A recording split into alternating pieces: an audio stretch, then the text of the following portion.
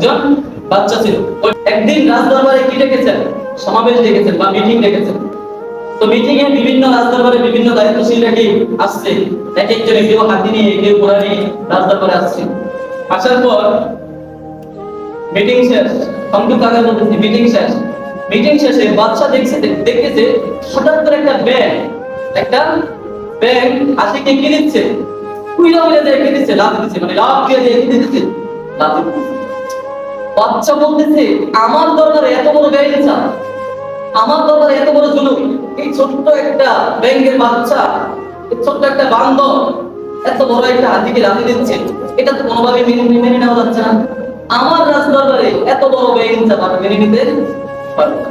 বাচ্চা মন্ত্রীকে ডাক দিয়েছেন, মন্ত্রীকে বলতেছেন এই যে ব্যাংকটা হাতিকে লাফি দিল, এটা রহস্যটা কি, এটার কারণটা কি, এটা তুমি বের করবা 3 দিনের মধ্যে। কয়দিনের মধ্যে?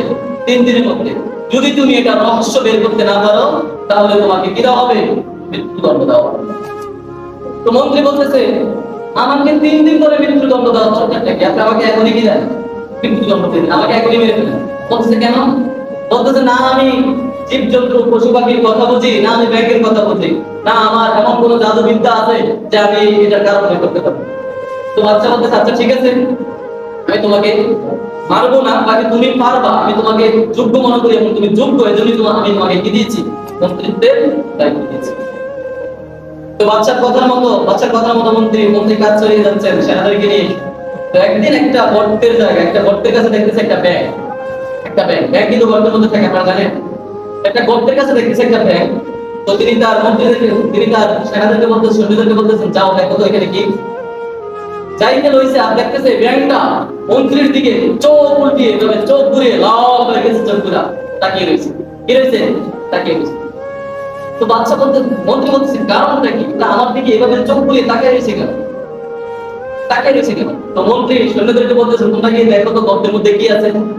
তো মন্ত্রী সৈন্যরা গর্তের মধ্যে গিয়ে দেখে যে ব্যাঙের যে জায়গায় বসে নিতম্ব আছে না, এই নিতম্বর নিচে একটা স্বর্ণ, ছোট্ট একটা কি। এখন মন্ত্রী বুঝতে পারছে যে কেন এটা উইরা যে হাতিকে লাথি দিচ্ছে, অথবা কেন আমার চোখের দিকে চোখ ঘুরিয়ে থাকে। মন্ত্রী বাচ্চার কাছে চলে গিয়েছে, বাচ্চাকে বলতেছে বাচ্চা এই যে ব্যাঙ ইনসান করলো, হাতিকে লাথি মারলো, এটা রহস্য আমি বুঝতে পেরেছি। রহস্যটা কি? বলে আমি তদারকি করতে গিয়ে খোঁজ করতে গিয়ে আমি ব্যাংকের নিতম্বর নিচে, মানে যেখানে বসার নিচে আমি একটা কি পেয়েছি, ছোট্ট একটা স্বর্ণ পেয়েছি। বলে এই ব্যাংকটাই স্বর্ণের ঠেলা বা এই অর্থের ঠেলা উইরা গিয়া কি করতেছে, হাতিকে লাথি দিচ্ছে। মানে তার এই স্বর্ণের অহংকার, তার এই অর্থের অহংকার, তার এই ক্ষমতার অহংকার সে তার নিজের ভিতরে ধারণ করে রাখতে পারতেছে না। ধারণ করে না রাখতে পেরে উইরা গিয়ে কি হাতিকে ঘোড়াকে কি দিচ্ছে। ঘটনা থেকে শিক্ষা কি? আমাদেরও এমন কিছু মানুষ আমরা রয়েছে, হঠাৎ একটা ক্ষমতা পেয়ে, হঠাৎ বিএনপির একটা ওয়ার্ড সভাপতির একটা দায়িত্ব পেয়ে ওই সভাপতির ঠেলায় দেখবেন ওই এলাকায় সে থাকতে পারে। হঠাৎ কিছু টাকার মালিক হয়ে ওই টাকাওয়ালা ঠেলায় দেখবেন আর থাকতে পারে না।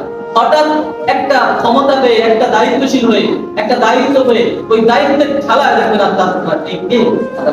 এজন্য এটা থেকে শিক্ষা হচ্ছে আপনার ক্ষমতা, আপনার দায়িত্ব, হ্যাঁ আপনি আপনার দায়িত্ব পালন করবেন। আপনার ক্ষমতা আপনার লেভেলে থাকেন, আপনি নিয়ন্ত্রণে থাকেন, নিয়ন্ত্রণ অনুযায়ী কি পালন করবেন। আপনার টাকা তো আপনার সাথে যাবে না, আপনি টাকার অহংকারে, ক্ষমতার অহংকারে মানুষের উপর জুলুম করে কি কোনো লাভ আছে?